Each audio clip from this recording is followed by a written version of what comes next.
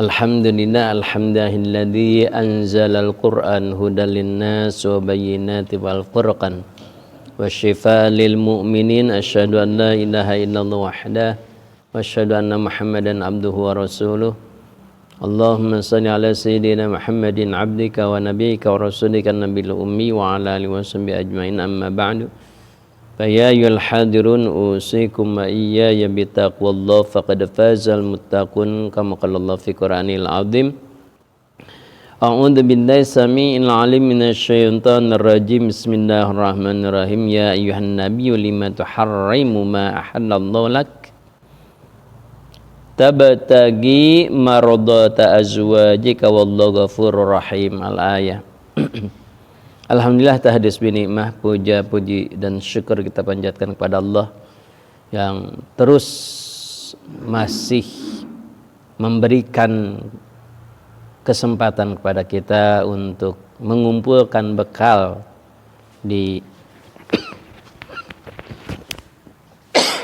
alam yang baka, di alam yang bako, di alam yang kekal.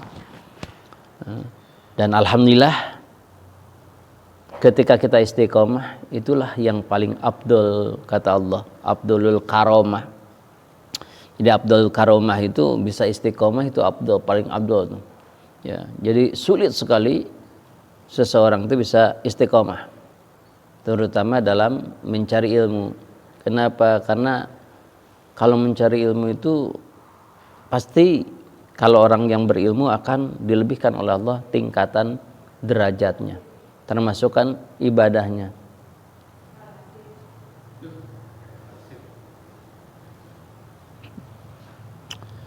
Jadi ibadah orang yang tidak berilmu dengan yang berilmu jauh ya, pasti kalau yang berilmu itu lipat gandanya gitu. Kita akan membahas tentang tauhid juga ya, tauhid juga praktek ya dalam ibadah kita. Ya, karena Nabi itu memiliki sifat arad basyariyah. Kan Nabi itu memiliki, Nabi dan Rasul itu memiliki 4 yang wajib ya, 4 sifat yang wajib bagi Rasul. Sidik, benar, jujur, itu harus diikuti oleh kita ya, itu sifat Nabi. Jadi Nabi itu mencontohkan pasti, dan Nabi itu pasti sidik ya, benar, jujur. Yang kedua amanah, terpercaya ya, terpercaya. Yang ketiga tabligh, menyampaikan dakwah ya. Maka kita ikuti. Yang keempatnya patonah, cerdas dalam hal berpikir, dalam hal bertindak, dalam hal berpakaian, dalam hal segalanya harus cerdas.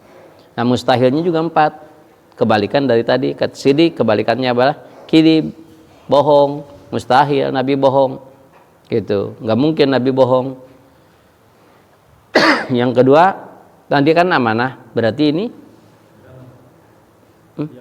khianat, nggak mungkin Nabi khianat ya.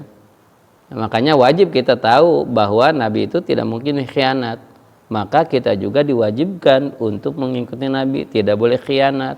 Yang ketika tabligh, menyampaikan, maka kita juga wajib menyampaikan dakwah, tidak boleh menyembunyikannya. Punya ilmu, maka barang siapa yang ditanya tentang ilmu kemudian dia menyembunyikannya, maka dia akan diikat oleh Allah, diikat di api neraka dengan ikatan dari api neraka ya. Wal jima bilijam minan nar gitu ya. Nah yang kelimanya patonah, cerdas. Maka disuruhlah oleh Allah, kita pun harus cerdas, tidak boleh jahlun, jahil, bodoh. Kita pun harus terus mencari ilmu. Seseorang itu tidak melakukan ibadah atau tidak melakukan ibadah apapun, pasti dasarnya hanya 2 sih sebetulnya. Hakikatnya dasarnya hanya 2. 1, mengikuti setan, iblis. Yang kedua, mengikuti hawa nafsu. Mengikuti setan apa? Sombong. Orang tidak mau ngaji kenapa? Apa ngaji? Aku udah bisa. Sombong tuh. Itu ikuti setan. Ada apa? Hawa nafsu. Kayak siapa? Qabil, Habil, Qabil membunuh Habil, atau Nabi Adam memakan buah khuldi, itu karena syahwat, karena nafsu. Biasanya kalau karena nafsu itu lebih dekat dimaafkannya oleh Allah, tapi karena sombong itu sulit dimaafkannya oleh Allah. Seperti iblis, karena sombong sulit. Seorang yang tidak mau ngaji itu dasarnya pasti hanya dua kan, sombong karena dia sudah merasa bisa, atau malas karena nafsu. Kalau malas mah ya, ini yang kalau udah yang sombong ngaji mah aku nggak bisa lah, palingan dibicarakannya kebenaran, kesalahan, surga neraka, apalagi sih. Aduh, iya yang dibicarakan, tapi yang dalam-dalamnya itu ke surga ke neraka itu yang gimana, yang benar yang salah itu yang bagaimana kan gitu. Nah, jaidnya bagi Nabi biasanya kalau yang wajib dan yang mustahil biasanya sudah pada hafal. Biasanya yang jaid bagi Nabi, yang jaid itu apa? Boleh bagi Nabi itu apa? Ada berapa? Satu ya, cuma satu. Apa itu? Cuma satu, tapi jarang terdengar atau jarang dibahas itu ya. Apa itu? Iya. Nanti dilihat lagi di YouTube-nya ya.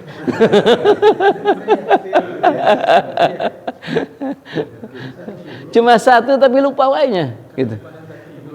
Arad basariyah, atau memiliki sifat kemanusiaan.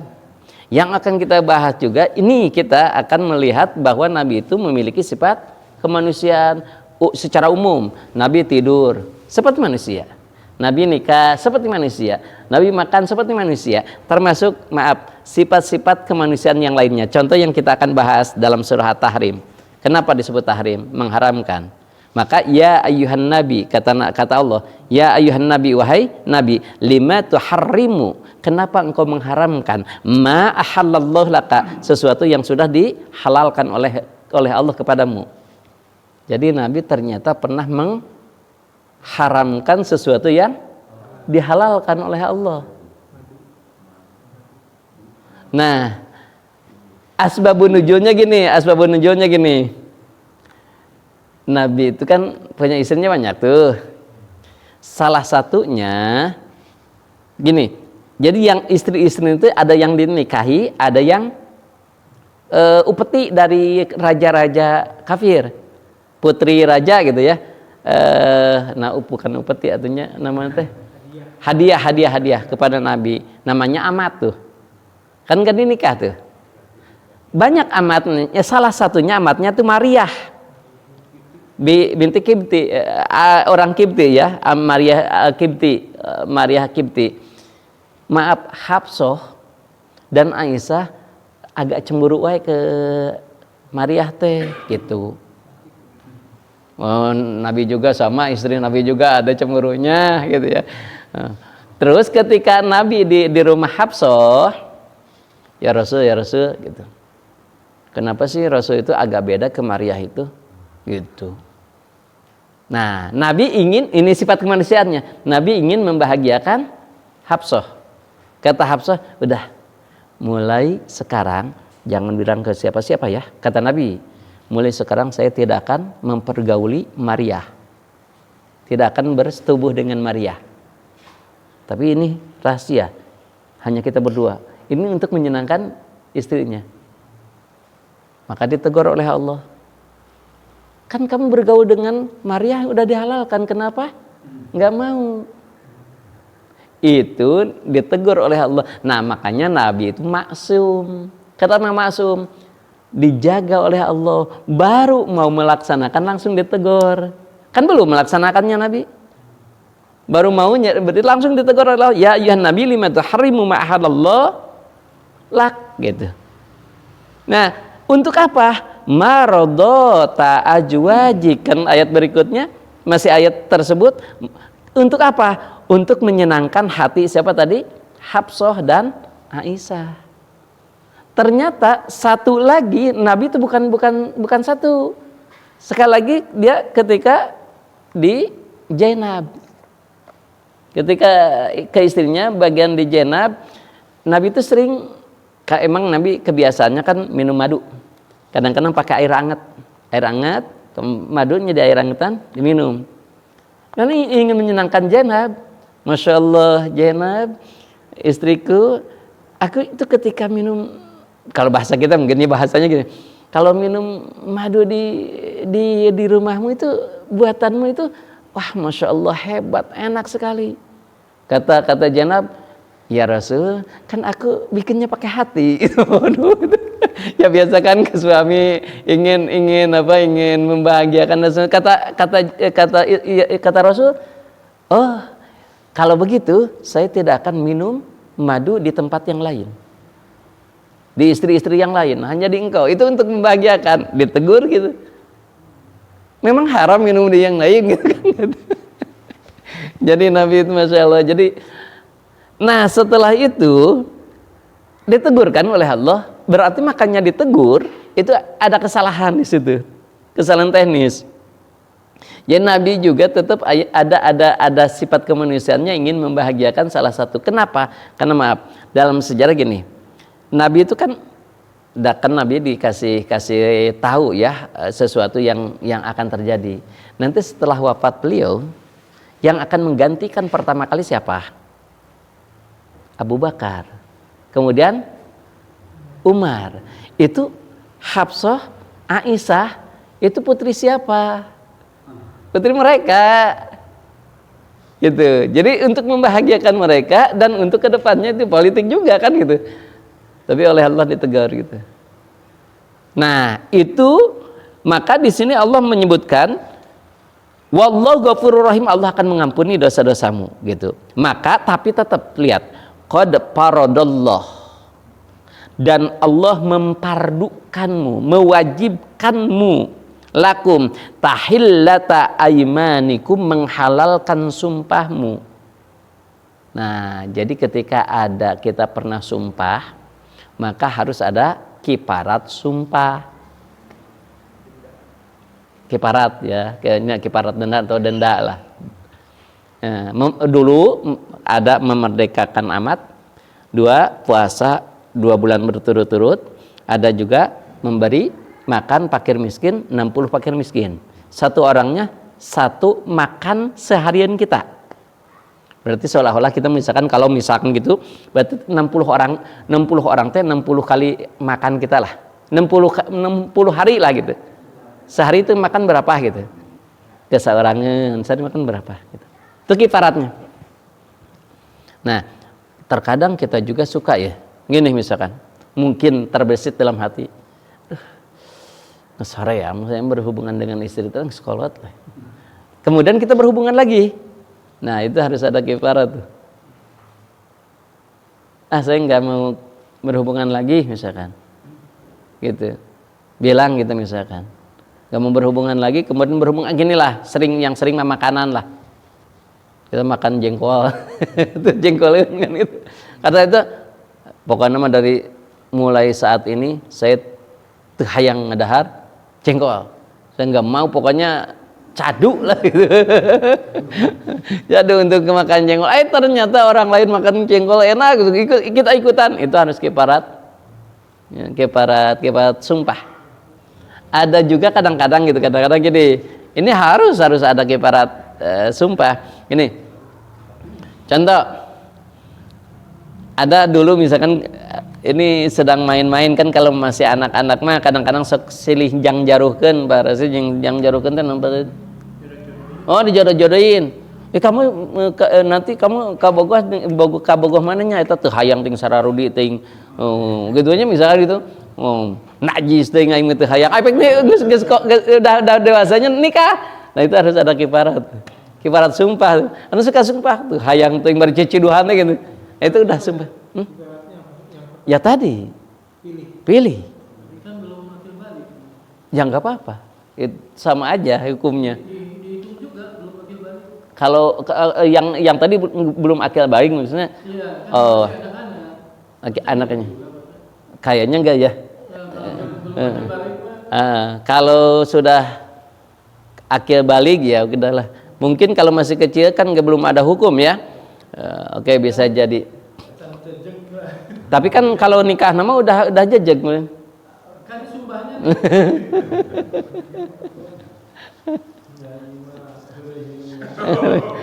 ya. Ya, misalkan itu ya. demi Allah gitu ya. Ya. Allah bilang bohong gitu ya. Ya, termasuk demi Allah itu kan sumpah. Gitu. Termasuk kan ke istri, saya mah ke kamu teh enggak punggungmu seperti punggung istriku, istriku ya, punggungmu seperti saudaraku gitu, seperti adikku, seperti kakakku gitu misalkan. Itu disebut udah talak juga. Artinya dia nggak mau berhubungan lagi dengan dia, seolah-olah dia mengharamkan seperti mengharamkan kepada saudaranya. Ternyata berhubungan lagi, berarti itu harus ada kiparat. Gitu. Saya dulu punya teman waktu muda lah kuliah gitu, dia bilang ini, dia tuh mau berhenti ngerokok ceritanya, sampai kelasnya dia bilang gitu, kalau saya ngerokok lagi saya berarti keluar dari Islam, dia sampai gitu ya. Selama beberapa bulan dia ngerokok lagi. Nah itu apakah kibarat, apakah itu Syahadat. apakah itu nah, maksudnya apakah perlu kibarat, apakah dia masuk jadi kafir kayak tadi gitu. Kalau di dalam keislaman mah dikhawatirkannya ya gitu. Seperti gini, pokoknya kalau saya seperti ini mau keluar Islam, itu bisa jadi kufur itu namanya. Kalau kufur ya jelas syahadat lagi. Tapi kan yang membatalkan keislaman tidak termasuk itu. Ada dalam fikih ada, dalam tauhid ada. Dalam tauhid gini. Jadi ketika seseorang menyandarkan kepada sesuatu, saya kalau gini saya akan kafir misalkan. Kalau saya kaya akan kafir, itu bisa jadi. Nah, itu disebut talak ta'liq kalau dalam talak mah gitu. Nah, itu hati-hati gitu bahasanya. Nah, gimana kalau gitu? Ya tinggal syahadat lah. Dia bertobatlah kepada Allah, syahadatlah, kiparat lah gitu. Kiparat harus jelas gitu. Itu sering kita kan kadang-kadang ada sesuatu misalkan kita kan sumpah lah gitu. Sumpah saya nggak akan gini, nggak segini, ternyata melakukan lagi, itu juga hati-hati. Walaupun di dalam hati nggak boleh begitu ya. Kalau dalam hati gitu. Kalau dalam hati itu nggak termasuk hukum. Hukumnya itu dosanya dosa hati. Nabi ini kan udah dibicarakan kepada Hafsah. Bukan hanya dalam hati gitu, tapi Nabi udah bilang ke Hafsah. Gitu. Nabi sudah bilang ke Hafsah, kata Nabi, saya tidak akan tidur lagi dengan Maria. Gitu, untuk menyenangkan. Itu udah dibicarakan, bukan hanya di hati. Makanya kenapa Allah menegurnya. Ya sumpah kan ya sebetulnya nggak sumpah sih, Nabi nggak sumpah, hanya bilang gitu. Pokoknya mulai dari sekarang saya nggak akan bergaul lagi dengan Maria. Gitu. Ke Hafsah. Ini rahasia ya, jangan dibicarakan kepada siapapun, kata Nabi. Gitu. Kata Nabi. Nah, ulang lagi. Jadi gini, ya ayuhan nabiyyu, wahai nabi, lima tuharrimu. Kenapa kamu mengharamkan ma ahallallahu laka? Sesuatu yang telah dihalalkan oleh Allah. Jadi gini. Poinnya bukan sababnya Nabi melakukan sesuatu, dan Nabi mah pasti contoh kan untuk kita, tetapi gini. Al ibratu bi umumil labdi la bi khususi sababi gitu. Ulang lagi. Jadi gini, hukum itu kita harus mengikuti hukum itu keumuman lapadnya, bukan kekhususan sebabnya. Ayat ini sebabnya apa? Nabi bicara tidak akan apa? Bergaul dengan Maria, dengan istrinya gitu. Itu khususnya sebabnya. Tapi umumnya apa? Mengharamkan sesuatu yang dihalalkan, itu umumnya. Jadi apapun misalkan punten misalkan sekarang kan katanya sekarang arak sudah dihalalkan oleh MUI. Bukan MUI, Siapa? Depak. Depak. Oh gitu. Oh kemana aja? Depak. Justru MUI protes. Yakulnya masih jenis minuman. Nah, Nah itu misalkan ya silakanlah mau saya nggak terlalu mempersmalasakan, tetapi menghalalkan sesuatu yang diharamkan, mengharamkan sesuatu yang dihalalkan. Mana dalilnya? Gini, ketika kita membaca satu ayat atau satu hadis, ini ya ayuhan nabiyyu, ulang lagi, ya ayuhan nabiyyu, wahai nabi, lima tuharrimu ma halallahu lak. Kenapa engkau mengharamkan sesuatu yang dihalalkan? Ada enggak dalil Al-Quran yang menghalalkan sesuatu yang diharamkan? Walaupun enggak ada ayatnya, itu sudah termasuk ini. Kalau yang ini, jangan mengharamkan sesuatu yang dihalalkan, disebut itu mafhum muwafaqah. Namanya mafhum muwafaqah, paham yang selaras dengan lafaz. Nah, sekarang mafhum mukhalafahnya, mafhum sebaliknya. Kan tadi janganlah kalian mengharamkan sesuatu yang halal. Sekarang kebalikannya, janganlah menghalalkan sesuatu yang diharamkan. Sama gitu, hukumnya sama. Kebalikannya itu mafhum mukhalafah namanya. Gitu. Kan Nabi Ogi ini ke istrinya, berarti ke sana dong, ayat ini kan tujuannya tidak. Maka tadi al ibratu bi umumil lafdi, lapatnya tidak menyebutkan Nabi, menyebutkan tidak akan berhubungan dengan Maria atau tidak minum madu, tetapi lapatnya tidak boleh kalian mengharamkan sesuatu yang halal, itu umumnya lapatnya. Jadi apapun tidak boleh yang yang halal diharamkan, yang haram dihalalkan, intinya gitu. Itu kan yang gitu kan, itu halnya kan. Halnya, kalau orangnya misalkan itu yang berkata gitu kan Nabi, terus kebalikannya misalnya berkata itu istri kepada suami misalkan, itu nggak boleh juga kan. Contohnya apa dulu? Misalkan tadi Nabi itu sebagai suami lah, saya istilahnya mengharapkan untuk berhubungan dengan Maria misalnya. Ya, sama. Berarti dia harus kiparat. Kalau sudah berhubungan lagi berarti kiparat dari sumpahnya. Sama. Gitu. Walaupun akhirnya terjadi berhubungan, yang berdosa kan Yang tadi bicara, iya. Kan? Iya. Yang bicara tadi gitu. Nah, banyak sekali sekarang yang tadinya haram misalkan dihalalkan, yang halal diharamkan gitu. Gimana kalau misalkan ikhtilaf? Contoh rokok. Rokok kan ada sebagian kecil ulama yang mengharamkan. Ada sebagian yang hanya menyebutkan makruh. Terus kita misalkan sumpah saya mah tidak mau ini mah haram, tidak mau makan lagi, ngerokok lagi misalkan. Kalau kita meyakini bahwa itu haram, itu bukan sumpah. Memang haram, kalau haram harus ditinggalkan kan gitu. Ya. Kita kan saya nggak akan merokok lagi. Kenapa? Karena kita meyakini haram misal. Gitu. Tapi orang lain misalkan yang ngerokok, ya kita tidak boleh menyebutkan kamu haram, enggak, karena ada perdebatan. Ada yang menyebutkan haram, ada yang menyebutkan makruh. Bisa berubah pendirian nggak? Tadinya dia mendapat gini, akhirnya nggak dilakukan. Itu dia banyak ada referensi lagi, banyak referensi dari ulama lain gitu. Akhirnya dia berubah. Ya, gitu. bisa jadi.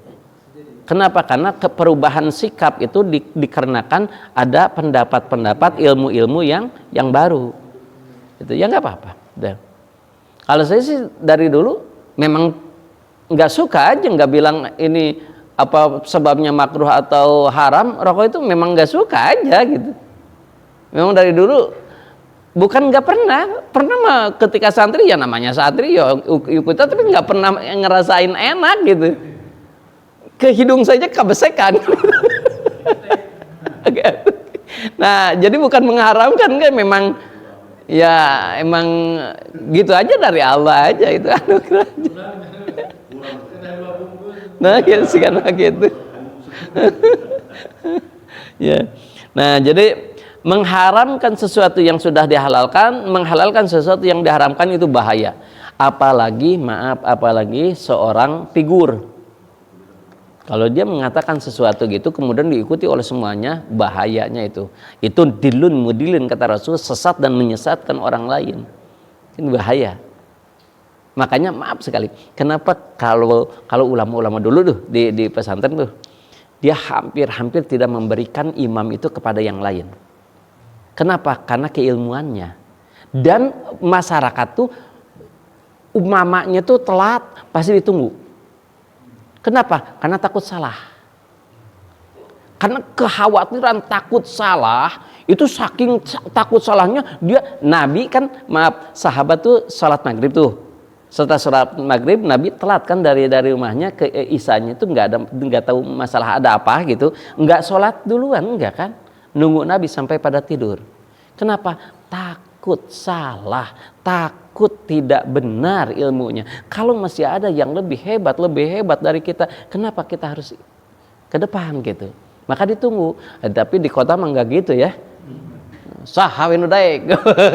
Padahal belum tentu ilmunya bisa gitu, belum tentu tahu ilmu pokoknya mah kumang engke we lah gitu. Padahal ini munajat ke Allah gitu. Kalau Pak alim kumang Bapak semuanya. Nah, itu etikanya, siapa kira-kira ini yang paling ilmunya paling hebat. Ilmunya sama kayaknya ini pesantrenan semuanya, siapa yang paling soleh. Udah kelihatan kan, soleh di antara kata kalian aja misalkan. Ya, cirinya apa? Ke masjid yang paling duluan, pulangnya paling terakhir. Soleh gitu, minimal gitu dayan nawela gitu. Nah, gitu. Kemudian apa? Bacaannya yang pas sehat. Bukan yang enak, bukan, tapi yang pas sehat, yang benar. Kalau lagi musafir, misalnya lagi pergi ke Jakarta di perjalanan, Nah, itulah kewajiban orang yang diberi ilmu oleh Allah. Jadi orang yang diberi ilmu oleh Allah itu sudah ditunjuk oleh Allah untuk maju. Jadi itu tanggung jawabnya. Ketika kita memberikan kepada sesuatu misalkan yang tidak punya ilmu, itu kan dosa juga. Gitu. Jadi yang punya ilmu itu harus bukan egois, bukan, tapi untuk menyelamatkan, justru untuk menyelamatkan semua umat gitu. Hideng gitulah gitu. Kita kan bisa mengukur kan gitu, misalkan ini ya udahlah gitu. Dan bukan sombong. Ya Mas, mau bertanya Mas? Enggak. Terus ganteng ngacung. Ya. Saya pernah di Surabaya ada masjid, biasanya kan masjid itu kayak didirikan sama Kiai. mereka. Nah, saya pernah pas azan saya ke sana, yang jadi imam itu anak kecil.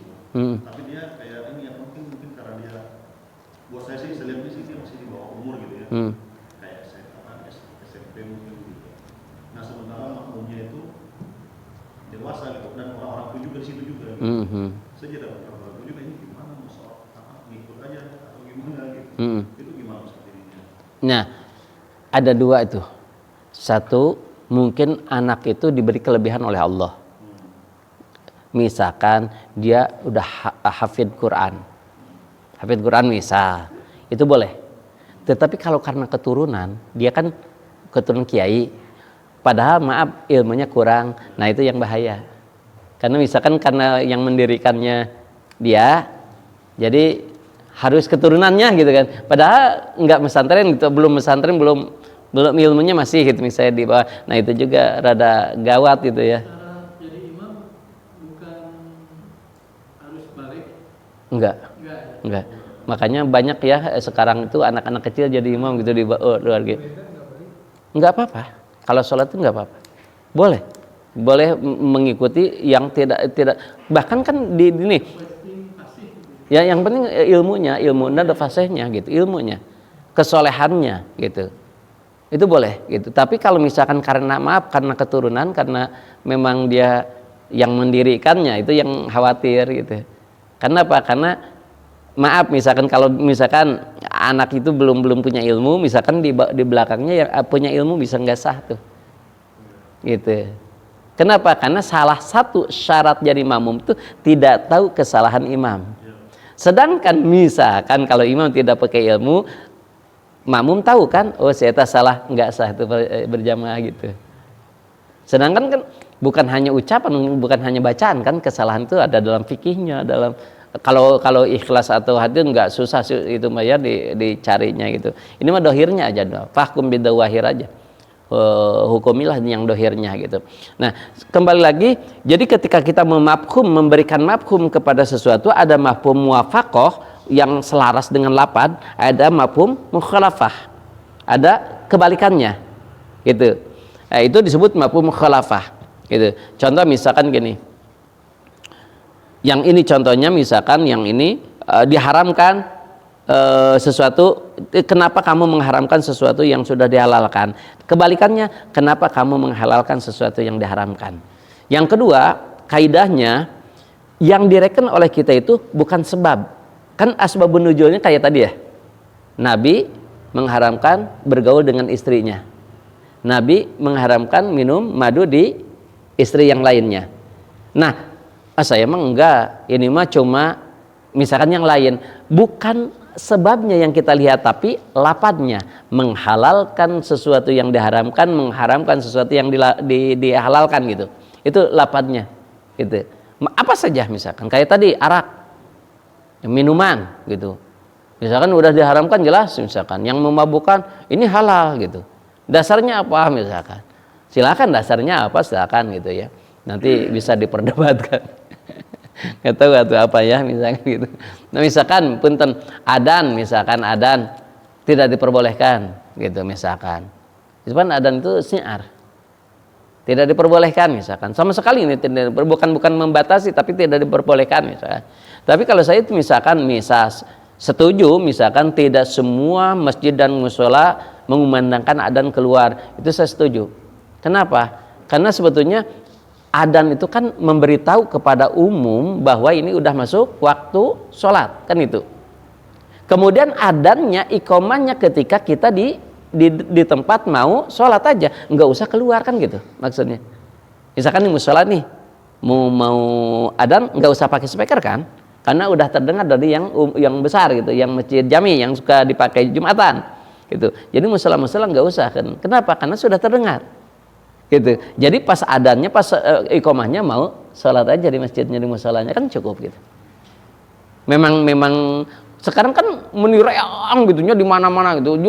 Kadang-kadang saya RT teh satu RT aja kan kadang-kadang masjid besar musola semuanya ikut gitu. Kan itu juga nggak efektif juga sih ya gitu. Ya, tapi kan itu syiar ya, boleh lah syiar ya gitu. Nggak apa-apa kalau syiar, tapi syiar itu yang penting terdengar sebetulnya kan. Gitu. Bolehnya gitu. Tapi ini mah melarang sama sekali, itu gak bahaya gitu. Melarang sesuatu yang dihalalkan. Nah, maka gimana? Maka dipardukan, qad faradallah, Allah mempardukan, mewajibkan lakum tahillata aimanikum, menghalalkan sumpahmu.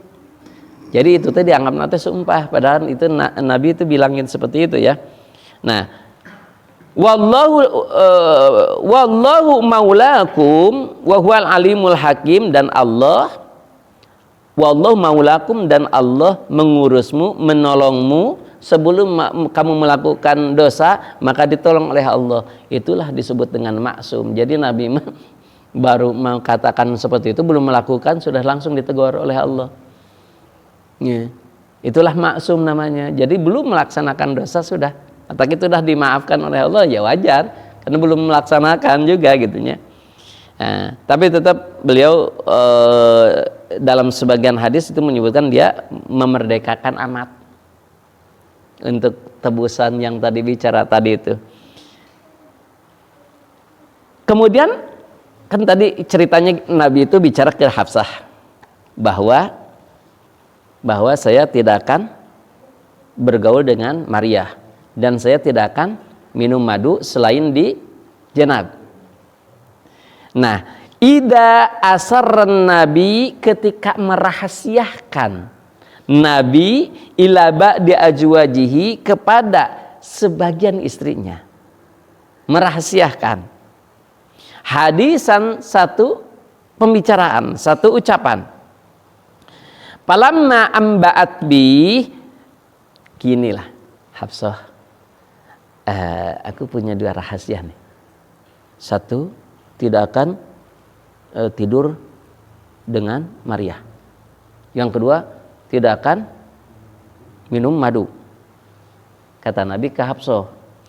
Falamma amba'at bi, ketika itu maka Hafsah bilang ke Aisyah. Gitu. Aisyah. Tadi malam Rasul bilang sekarang mah dia tidak akan tidur dengan Maria. Gitu. Kata Aisyah, yes. Kata Hafsah, yes gitu ya. Wa adharahullah alaihi arafa ba'dahu wa a'rada an ba'dinnya. Tapi yang dibicarakan oleh Hafsah itu hanya tidak akan berhubungan dengan Maria saja, sedangkan minum madu tidak dibicarakan. Jadi artinya ketika berita itu kadang-kadang yang panjang jadi pondok, pondok jadi panjang gitu. Jadi Hafsah itu yang dikatakan ke Aisyahnya itu yang madunya mah enggak.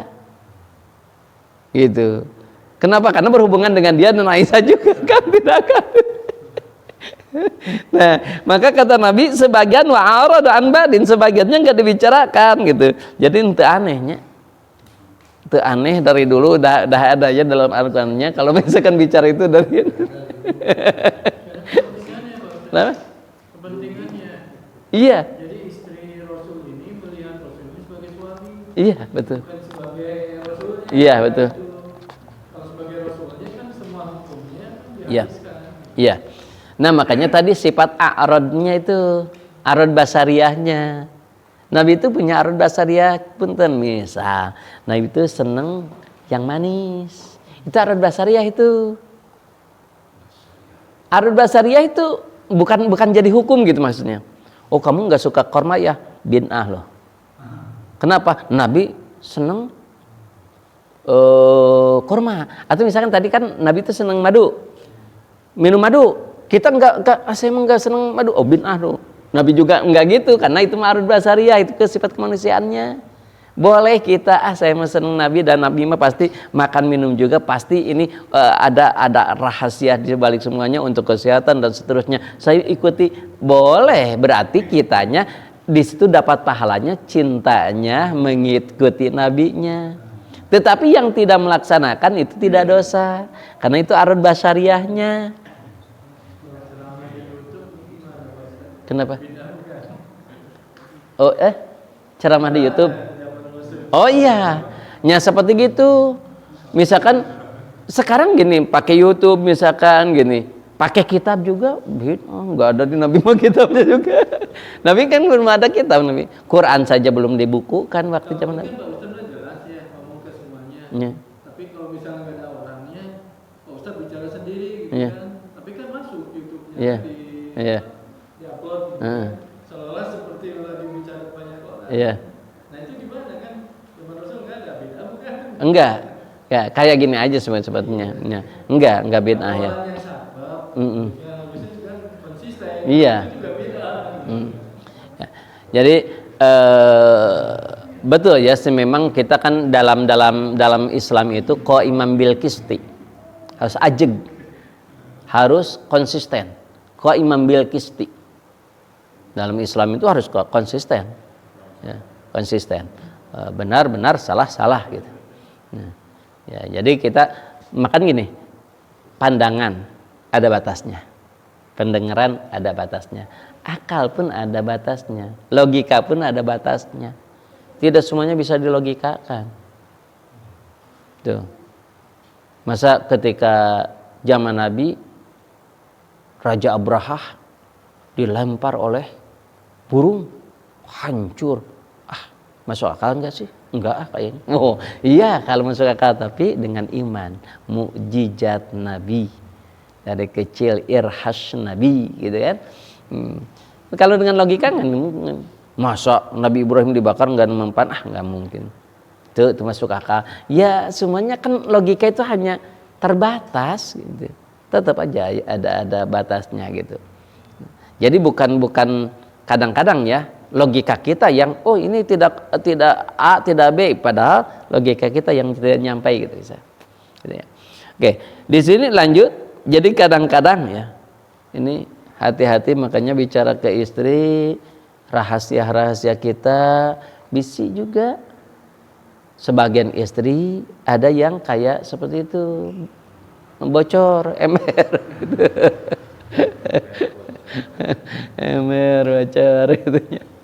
Ya sebagian, tadi enggak semuanya ya. Ini juga sebagian. Wa arada an ba'din. Palamma naba'aha, ketika Hafsah membicarakan perkara tersebut kepada Aisyah, bihi qalat man amba'aki. Kemudian Nabi bilang, kenapa?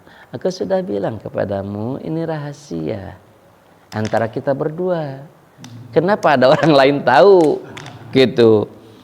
Qalat, maka Hafsah berkata, man amba'aka, ya Rasul, siapa yang memberi kabar kepadamu bahwa aku sudah bicara kepada salah satu istrimu yang lain?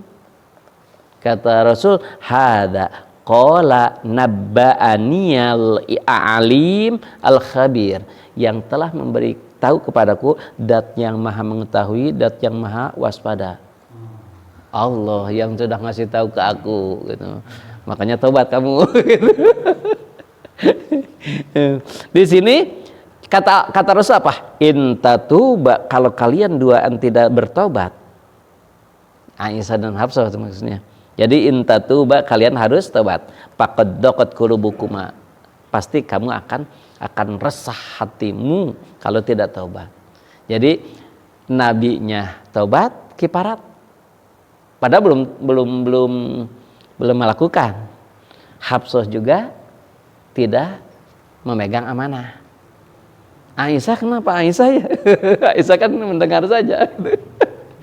Kenapa dua-duanya disuruh tobat ya? Dalam ini kan intatuba, dua-duanya tuh bertobat kalian berdua gitu. Sama ya. Berarti itu kan kalau misalkan punten kita mendengarkan sesuatu yang bohong, kita senang, berarti mengiyakan kan? Dua-duanya sama. Yang membicarakan bohong dengan yang mendengarkan bohong, berarti dia setuju. Setuju kebohongan, oh gawat.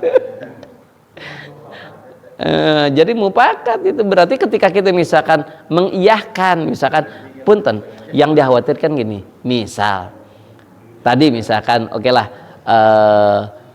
salah satu tokoh menghalalkan khamr dihalalkan, misalkan kita diam saja, berarti diam itu mendengar saja kan, berarti setuju kan gitu. Itu bahaya. Jangan setuju, protes lah.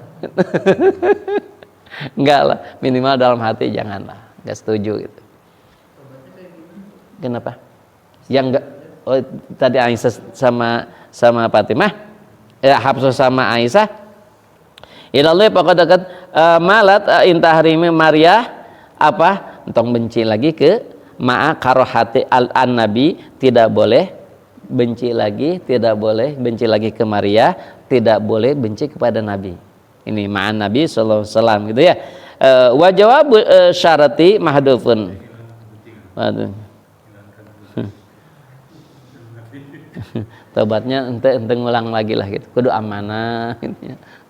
Tobat. Ada kiparat ya. Nah, salah satunya ini Nabi didenda oleh Allah tidur di Maria 29 hari, tidak boleh ke istri yang lain. Ya. Dihukum yang lain, hukuman yang bagus. Bukan yang bagus.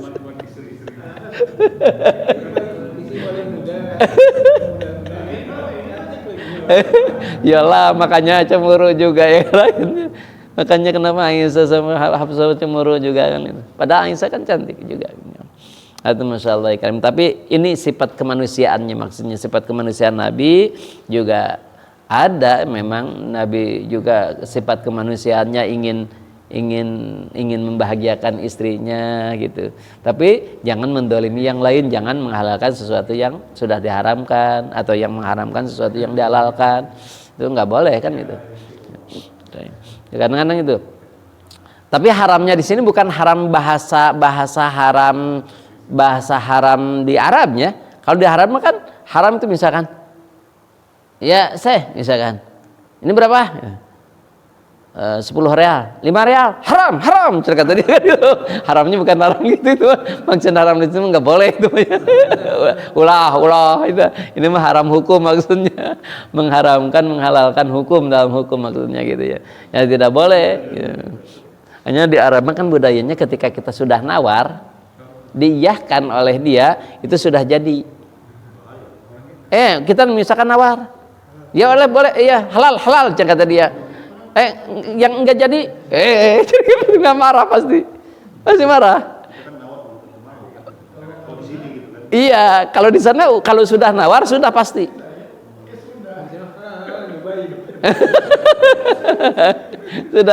udah halal udah. Gitu. Kan saya itu kan saya nawar gitu. Pas gitu udah halal katanya. Jangan tuh kita jadi yang yuk dia kudu harus dibeli gitu. Emang harus jadi ketika kita sudah nawar kata dia halal udah jadi berarti gitu, akadnya sudah jadi. Tapi di urama kan gitu misal ya sebenarnya aslinya mah sok itu terjantan gitu kan. Kan orang biasa di kita makan gitu. Ya kita itu ya kan. Boleh gitu, boleh halal tuh, boleh gitu. Nah, kalau haram tuh jangan gitu. Nah, jadi ternyata Nabi juga memang ada sifat-sifat manusianya sama dengan kita. Nabi juga kan waktu kena giginya itu kena ketika perang gitu, potongnya kata Nabi bagaimana dia akan selamat, bagaimana dia akan ke surga, bagaimana dia akan selamat dunia dan akhiratnya. Kenapa? Nabi yang mau mengajarkan, mau membawa, mau memberikan petunjuk kepada kebahagiaan saja disakiti. Kata Nabi, kata Allah, belum tentu yang memberi hidayah itu aku. Ternyata iya, akhir hayatnya kan mau terakhirnya dia masuk Islam dan hebat Islamnya. Gitu. Kan Nabi udah nyumpah kan tadi. Kata Nabi, nah itulah hebatnya Nabi itu dimaksum baru bicara gitu langsung ditegur oleh Allah gitu. Nabi. Kalau kita yang enggak ditegur lah. Kalau kita harus mikir sorangan lah gitu. Memang Nabi sama Allah yang dipersiapkan untuk tauladan. Iya. Satu itu kan uswah hasanah, contoh untuk kita, bukan kekurangan Nabi, bukan ya. Itu contoh. Nggak boleh ditegur kan udah ada hukumnya. Iya. Udah lengkap dari Nabi. Iya, gitu. Jadi Nabi itu sebetulnya bukan negatifnya saja yang kita lihat, tetapi itu memang untuk contoh. Ya, mentak untuk contoh gitu. Oh, gini, caranya gini gitu. Gitu. Tapi tetap kita memang ada sifat manusiawinya ada gitu. Ketika Nabi kan sunnah nggak melaksanakan cara rapi gitu ya. Itu kan manusiawi. Capek saya nggak melaksanakan qobliyah nih misalkan. Nah, qobliyahnya tapi yang ghair muakkad. Yang muakkad itu Nabi tidak pernah meninggalkan. Yang ghair muakkad kan seperti gini. Duhur itu kan yang muakkad 2 rakaat, yang ghair muakkad 2 rakaat. Nah, yang 2 rakaat tidak pernah ditinggalkan. Yang 2 rakaat lagi kadang-kadang ketika capek, itu bisa ditinggalkan. Jadi kan duhur ya, sebelum duhur itu 4 rakaat tuh. Sesudah duhur 4 rakaat. Yang 2 rakaat muakkad, yang 2 rakaat lagi ghair muakkad. Tapi kan kita mah 2 we lah nya gitu. Rek capek ge lo pokona orang 2 we gitu. Dah kita mah kan dalam ibadah mah sok qanaah gitu. Beda dengan dunia mah wah tidak. Masyaallah ya Karim. Jadi kan di awal Ustaz buka kan itu dosa itu ada dosa sombong, dosa apa tuh? Yang kedua Dari nafsu. nafsu. Nah, kadang kita kan sebagai manusia itu ada kelemahan dalam hal fisik. Ya. Sehingga kita melakukan dosa Iya. seperti barusan berbuat dosa atau menjalankan suatu yang sifatnya ibadah gitu ya, karena capek gitu kan, akhirnya kita tinggalkan. Atau kalau berbuat dosa itu misalnya karena kelaparan, akhirnya melakukan pencurian. Kategori Itu mah bukan sombong itu mah. Tapi yang tadi yang kategori Tetap kategori dosa. dosa gitu. Kenapa? Karena mengambil bukan haknya itu tetap dosa. Hanya ada kemakluman gitu. Jadi kan gini, orang kaya sombong wajar. Orang miskin sombong kurang ajar gitu. Kayak gitu. Dosanya mah sama, dosanya kan beda-beda kualitasnya. Dia korupsi padahal beunghar, dosa. Dia fakir, maling untuk kehidupannya, dosa, tapi beda kualitasnya gitu.